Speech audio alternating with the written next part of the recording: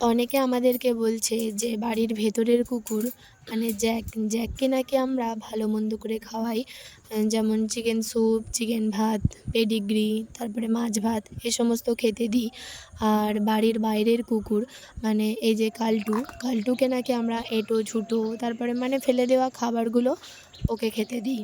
তো তোমাদেরকে বলছি, যাদের বাড়িতে কুকুর আছে তারা জানো যে দেশি কুকুর আর বিদেশি কুকুরের মধ্যে অবশ্যই পার্থক্য রয়েছে। মানে খাবারের পার্থক্য কিছুটা হলেও রয়েছে। এখন আসল বিষয় হচ্ছে জ্যাকের জন্য আমাদেরকে প্রতিদিন বিনা মশলার রান্না করতে হয়।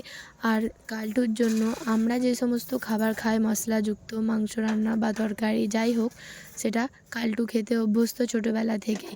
তোমরা হয়তো আজকে কালটুকে দেখছো ভিডিওতে, কিন্তু কালটুও ছোটোবেলা থেকে আমাদের কাছে মানুষ হয়েছে।